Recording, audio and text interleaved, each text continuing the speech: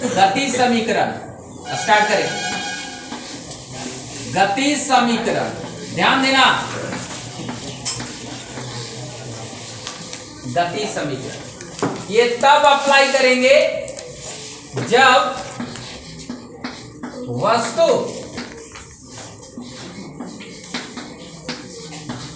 एक समान त्वरण से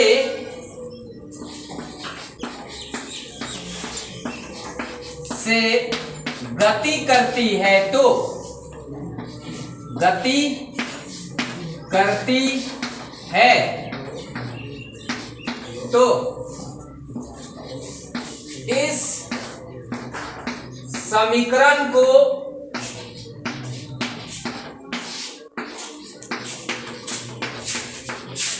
गति समीकरण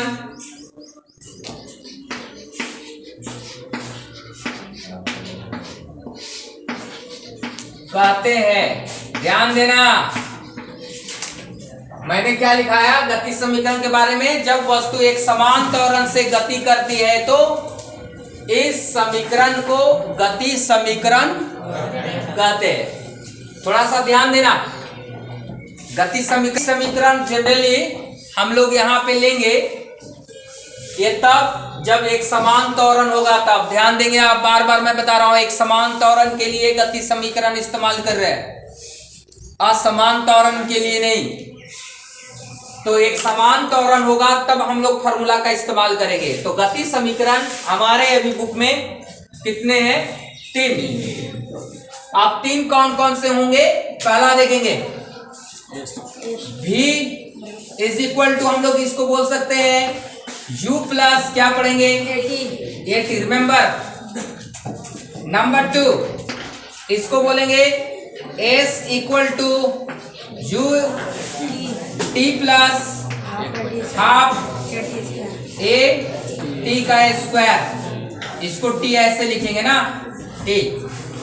नंबर 3 जो होगा वो होगा V square equal to U square plus 2AS। ध्यान दोगे यहाँ पे। अब इसमें देखो U क्या है प्रारंभिक वेग, V क्या है अंतिम वेग और T समय। सभी में देखो तो मैं हर एक बार A लिया हूं, मतलब सभी में समान है, समझ गए। तो इसको हम लोग बोलते हैं वेग, इसको वेग समय संबंध समीकरण, वेग समय इसको लिख सकते हो वेग समय संबंध समीकरण लिख भी सकते हो, या डायरेक्टली ऐसे भी आप अप्लाई कर सकते हो। संबंध समीकरण इसको डायरेक्ट ऐसे समझ ले। इसको बोलते हैं स्थिति समय समीकरण, स्थिति समय समीकरण डायरेक्ट ऐसे लिखेंगे। और ये वाला में क्या लिखाएगा, थर्ड वाला में क्या लिखेंगे, लिसन एवरीवन, वेग और स्थिति, वेग और स्थिति क्या लिखोगे, वेग स्थिति समीकरण। ये 3 तरह का समीकरण है और तीनों समीकरण को हम लोग बारी बारी से प्रूव करेंगे, सत्यापित करेंगे। इसको सत्यापित करने के लिए 2 मेथड, एक ग्राफिकल मेथड और एक होता है अवकलन विधि। ग्राफिकल विधि और एक होता है अवकलन विधि। इसके लिए हम लोग देखेंगे। अभी क्या लिखेंगे, गति समीकरण, लिसन, समीकरण को 2 विधि से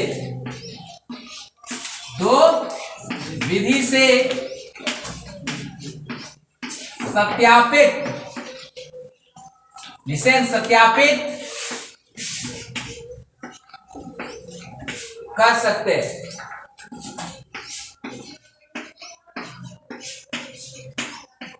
ध्यान देना, दो विधि कौन कौन होगी? Listen everyone. पहला होगा ग्राफीय विधि,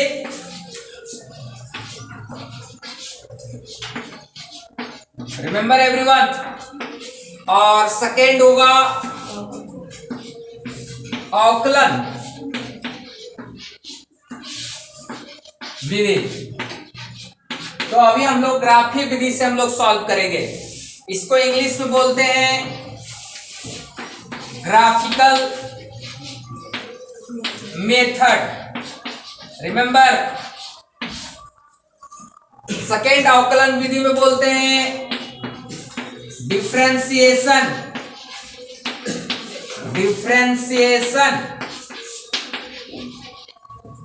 मेथड। गति समीकरण को प्रूव करने के लिए, सत्यापित करने के लिए हम लोग दो विधि का इस्तेमाल करेंगे। तो पहला विधि हम लोग पढ़ेंगे ग्राफीय विधि, उसके बाद अवकलन विधि। क्लियर है?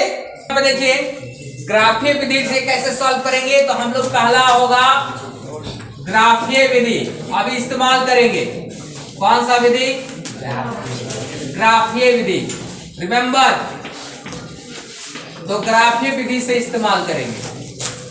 लिखेंगे इसके लिए, माना कि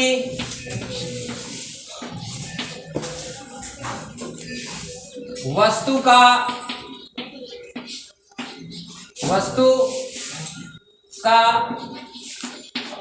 एक समान त्वरण कितना है? ए। त्वरण क्या होगा? ए। तथा प्रारंभिक वेग, रिमेंबर, प्रारंभिक वेग u हो गया। t समय के बाद, समय t के बाद इसका वेग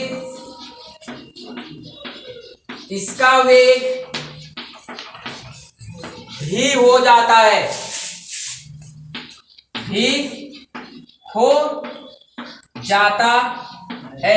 रिमेंबर। माना कि वस्तु का एक समान त्वरण a तथा प्रारंभिक वेग u समय t के बाद इसका वेग भी हो जाता है। अब इसका ग्राफ में देखेंगे, ध्यान से आप देखेंगे लाइन बाय लाइन। क्लियर है?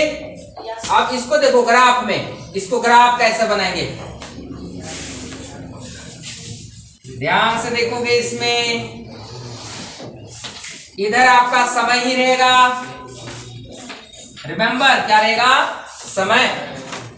तो मैं यहां पे 0 सेकेंड, यहां पे ध्यान दोगे आप, 0 सेकेंड मैंने जस्ट अभी माना है कि वस्तु का एक समान त्वरण क्या है? ये, और प्रारंभिक वेग क्या है? u। मतलब प्रारंभिक वेग 0 नहीं है। जब प्रारंभिक वेग 0 नहीं होगा, इधर आप वेग लिखेंगे, और तो प्रारंभिक वेग अब कहां होगा? तो प्रारंभिक वेग यहां पे होगा, u कहां होगा? यहां पे। और समय जब कितना हो जा रहा है? t समय बीत जा रहा है। कितना समय बीत जा रहा है?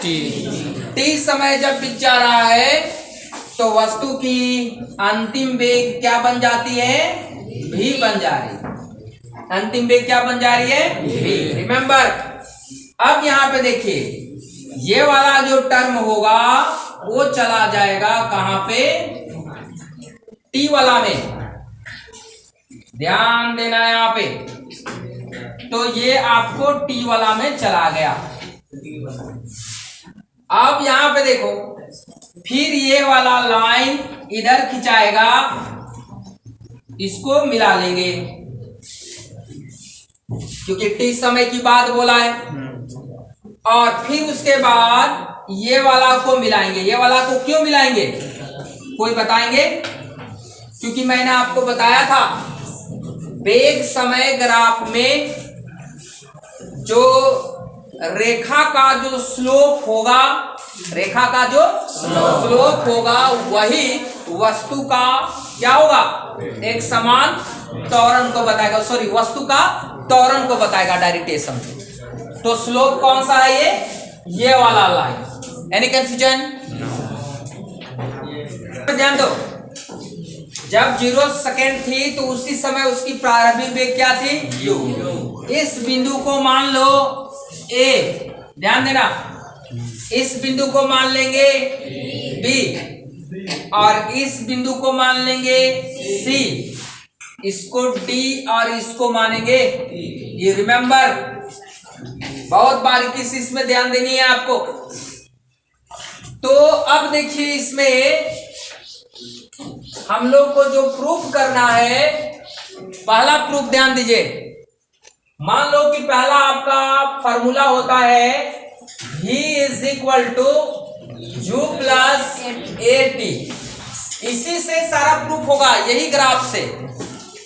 अब V is equal to u plus a t है तो ध्यान दीजिए कि ये वाला कहां से आएगा। तो आप देखिए ग्राफ से, देखिए ध्यान से, ग्राफ में ध्यान देखो। अगर ये वाला प्रूफ करनी है V equal to u plus a t, तो ध्यान दो कि इसमें त्वरण आ रहा है, क्या आ रहा है, त्वरण। और मैंने आपको बताया था वेग समय ग्राफ का जो स्लोप है वस्तु की त्वरण को बताता है, वस्तु की त्वरण को बताता है। तो यहां पे देखो वेग समय ग्राफ, ध्यान देना, वेग समय ग्राफ, वेग समय ग्राफ का स्लोप वस्तु का त्वरण बताता है, ध्यान देना, है नहीं ये।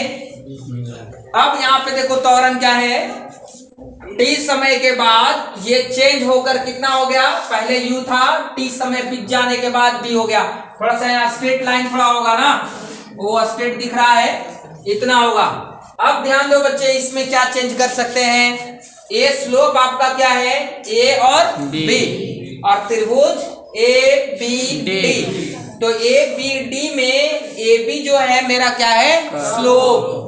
तो हम लोग स्लोप जो होगा क्या होगा, यहाँ पे डायरेक्टली स्लोप। तो स्लोप जो बनेगा वो ध्यान देना, स्लोप कौन सा बन रहा है, ए और बी बराबर जो होगा वो क्या लिखेंगे, यहाँ डायरेक्टली बोलो, बी डी बटा में ए डी। रिमेंबर, यही इंपॉर्टेंट है, बी डी बटा ए डी। मैंने आपको बताया स्लोप बराबर लंब बटा आधार होगा, लंब बटा आधार होगा। लिखा है वेग समय ग्राफ का स्लोप वस्तु का त्वरण बताता है, लिखा है ना। तो बताइए स्लोप जो है ये भी, इसका मान क्या हो जाएगा, ए। ध्यान से समझो, और बीडी ध्यान देना यहाँ पे। अब यहाँ देखो बीडी का मान निकालना है, तो यहाँ पे देखो ओ ए का मान दिया हुआ है यू, और ओ भी का मान दिया, ओ ई का मान दिया हुआ है भी। तो आप यहाँ पे ध्यान देना, ये मान जो है ओ ई का मान जब भी है तो बीसी का भी मान क्या होगा, भी। अब देखो ओ ए का मान यू है तो सी डी का भी मान क्या होगा, यू। तो ये वाला जब माइनस करोगे तो क्या रिजल्ट मिलेगी, भी माइनस यू मिलेगा कि नहीं। बड़ा में से छोटा को घटा देंगे तो भी माइनस यू बच जाएगा। और यहाँ पे देखो 0 से t दिया हुआ है, मतलब इसमें टाइमिंग कितने लिया है, t। Remember everyone. तो BD को हम लोग क्या लिख सकते हैं, BD बराबर लिख सकते हो आप BC माइनस क्या लिखोगे यहाँ पे, CD। रिमेंबर, और AD का जो बराबर दिया हुआ, ध्यान देना AD किसके बराबर है, OC के बराबर, इसलिए इसको डायरेक्ट क्या लिख दोगे, T। अब BC का मान कितना आपको दिया हुआ है, तो BC का मान दिया हुआ है भी, CD का मान U, और यहाँ पे क्या आ गया, T। तो आप बताओ इसको क्रॉस मल्टीप्लाई करो तो ये रिजल्ट होगा 80। ध्यान देना यहाँ ए, किसी को कोई दिक्कत इसको समझने में, यस। मैंने क्या लिखा, इधर वाला a बराबर v minus u by T था, जगह नहीं था, जिसके वजह से मैं इधर ले जा रहा हूं। देखो यहाँ पे एरो पे ध्यान देना, a से मल्टीप्लाई होगा किसके साथ, t के साथ, ठीक है, क्रॉस गुना जिसको याद होगा आपको। तो और इधर v माइनस u बचेगा।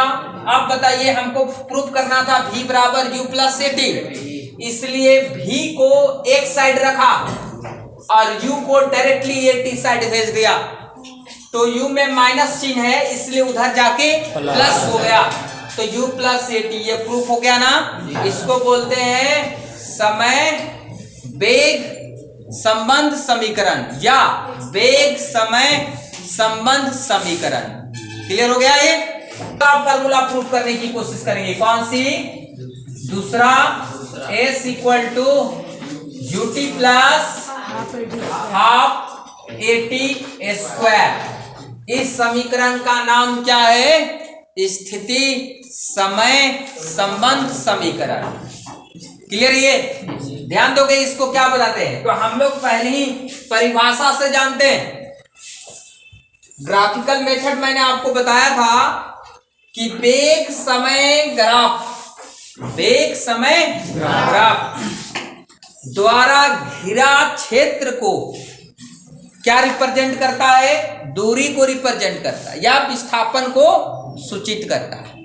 किसी को दिक्कत, तो हमने क्या लिखेंगे यहां पे, हम क्या लिखेंगे, देखो ध्यान से, वेग समय, ध्यान देना,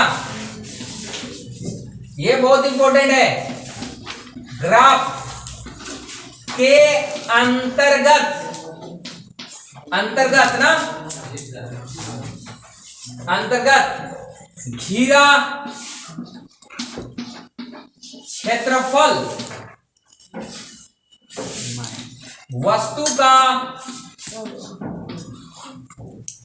वस्तु द्वारा चली गई दूरी या विस्थापन को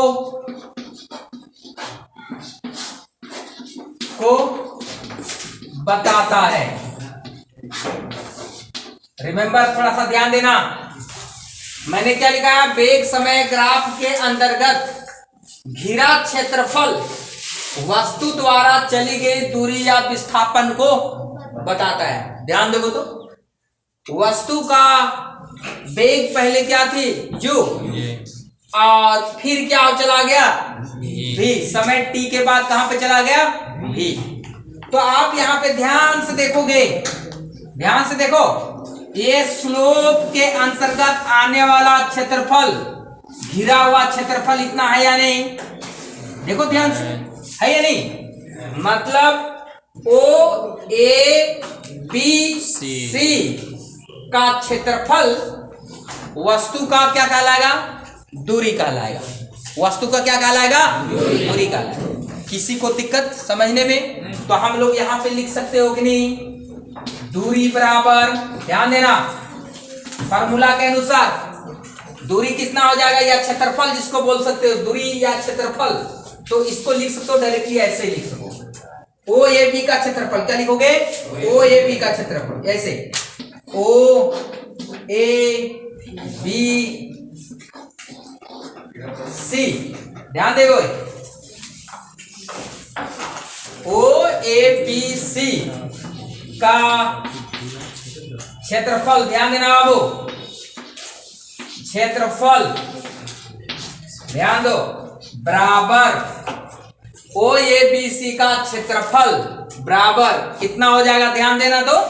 तो हम लोग लिखेंगे कौन सा त्रिभुज, यहां पे देखो आयत बन रहा है, ए ओ ए डी सी आयत बनेगा, ए डी बी क्या बनेगा, त्रिभुज बनेगा, बनेगा या नहीं। तो हम लोग यहाँ पे लिखेंगे डायरेक्टली ऐसे, देखना, ओ ए सी डी का क्षेत्रफल प्लस, है ना, त्रिभुज, त्रिभुज कौन सा होगा, ए बी डी का क्षेत्रफल। ध्यान देना, ओ ए सी डी का क्षेत्रफल प्लस त्रिभुज ए बी डी का क्षेत्रफल। Yes, right on everyone. O A B C का क्षेत्रफल बराबर ओ ए सी डी का क्षेत्रफल प्लस त्रिभुज ए बी डी का क्षेत्रफल। ये तो पहले लिख लिया, इसी को मैंने सीधा कर दिया आपको। अब देखो ध्यान देना, ये जो मैं बता रहा हूं, क्योंकि ये वेग समय ग्राफ के अंतर्गत घेराव वाला क्षेत्रफल वस्तु द्वारा चली गई दूरी या विस्थापन को बताता है। ये तो मैं पहले भी बता चुका हूं, अभी भी बता रहा हूं। तो ये देखो, ये बी के अंतर्गत, याद देना, ए बी के अंतर्गत ये वाला क्षेत्रफल। तो आप यहाँ पे देखो, पहले दिख रहा होगा वो ये डीसी का जो क्षेत्रफल लिखा, वो कैसा दिख रहा? आयत। आयत दिख रहा, आयत दिख रहा है नहीं? तो आयत का क्षेत्रफल क्या होता है? लंबाई गुना चौड़ाई। देखो, इसका होता है लंबाई गुना चौड़ाई, ये तो सभी को पता। और प्लस ध्यान देना, एबीडी का क्षेत्रफल, त्रिभुज का क्षेत्रफल को आपको पता ही है, 1/2 और आधार गुना ऊंचाई। Very good, listen everyone. तो अब ये बताओ बच्चा, लंबाई कौन सा होगा? देखोगे तो लंबाई मैं यहाँ पे मान लेता हूं एडी और ये मान लेता हूं चौड़ाई, तो बात बराबर है। तो इसको हम लोग लिख सकते हैं डायरेक्टली सी डी गुना, क्या लिख सकते हो? एडी। एडी लिखो या ओसी लिखो, बात बराबर है। क्योंकि क्यों ऐसा होगा? क्योंकि यहाँ पे देख रहे हो, क्या देख रहे हो?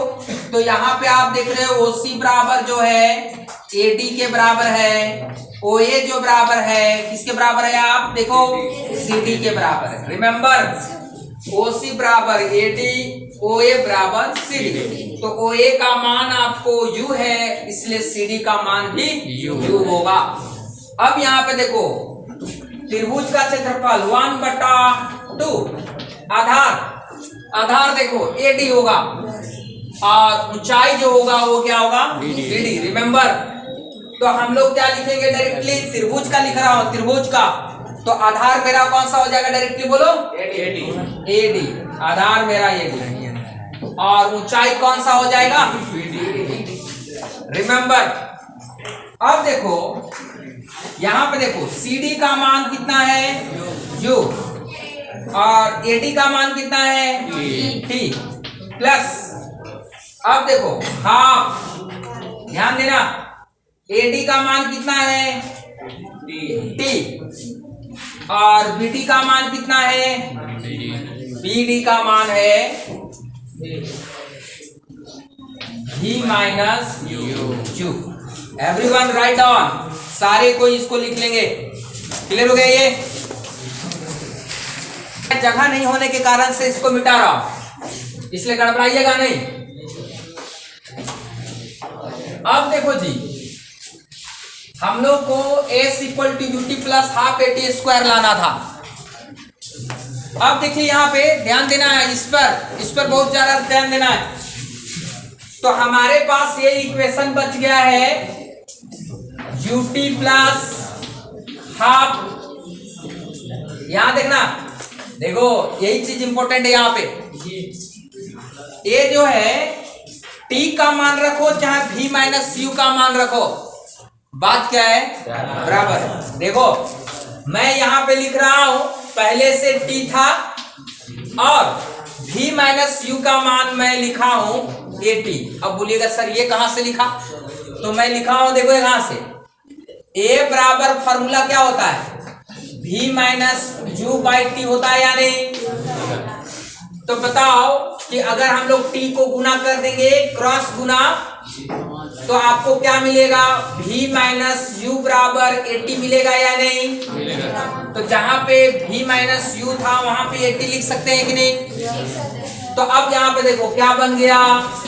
ut प्लस, ध्यान देना यहाँ, इसको ना t को इस तरह से थोड़ा सा लिखना ना, क्या कि सीधा लाइन दोगे ना तो प्लस वाला जैसा हो जाएगा t, और ये हो जाएगा ½ at² होगा या नहीं? यस। अब ध्यान दो, इधर मैंने क्या लिखा था, किसका क्षेत्रफल, ओ ए बी सी का क्षेत्रफल ये लिखा था। ओ इधर क्या लिखा था, इधर बाएं साइड में ओ ए बी सी का क्षेत्रफल, रिमेंबर ये पहले मैं लिखा था तभी ये फॉर्मूला बना था। अब बताओ, मैं पहले लिख चुका हूं कि एपी के अंतर्गत मतलब वेग और समय ग्राफ के अंतर्गत घिरा हुआ क्षेत्रफल वस्तु द्वारा चली गई दूरी या विस्थापन को क्या करता है, बताता है। तब हम लोग यहां पे क्या लिखेंगे, इसके बराबर में दूरी लिखेंगे। ठीक है, इस दूरी को हम लोग क्या से रिप्रेजेंट करते हैं, या आप डायरेक्ट ऐसे लिख लो दूरी, और दूरी को हम लोग क्या से रिप्रेजेंट करते हैं, एस से। बात बराबर है, इसीलिए इसका फाइनल आंसर हम लोग क्या लिखेंगे, एस बराबर यूटी प्लस ये वाला टी लिखो प्लस हाफ ए टी का स्क्वायर। तो बताओ कि ये निकल चुका या नहीं, इसी को हम लोग बोलते हैं स्थिति समय संबंध समीकरण। तो ये अभी समीकरण कितना मैंने प्रूव किया, 2। अब मैं तीसरा 3 ध्यान देंगे। अब यहाँ पे 3 में भी square you square plus 2as को प्रूव करना। फिर वही चीजें जो मैं आपको बता रहा हूं, क्योंकि यहाँ पे दूरी आ रहा है, जहां पे दूरी आ रहा है तो क्षेत्रफल की बात करेंगे। क्लियर हो गए? तो अब क्षेत्रफल की बात करेंगे तो यहाँ पे देखो कौन सा क्षेत्रफल होगा। मैंने पहले बताया कि VT ग्राफ के अंतर्गत आने वाला क्षेत्रफल वस्तु द्वारा चली गई दूरी को बताएगा। फिर उसी को थोड़ा सा लिख ले, क्योंकि अलग अलग समीकरण है ना, तो क्योंकि थोड़ा सा वेग समय इसे ग्राफ के अंतर्गत होगा आने वाला क्षेत्रफल वस्तु द्वारा वस्तु द्वारा चली गई दूरी या विस्थापन को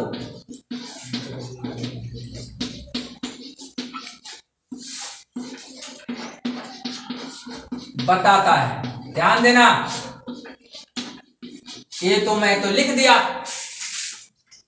yes everyone, O A B C का क्षेत्रफल बराबर, ध्यान देना, देखो ओ ए बी सी का जो क्षेत्रफल है वो इंग्लिश में इसको ट्रेपेजियम बोलते हैं। ध्यान देना, अगर आप S equal to u t plus half a t square prove करना हो तो अलग अलग जोड़िएगा, त्रिभुज का क्षेत्रफल प्लस आयत का क्षेत्रफल।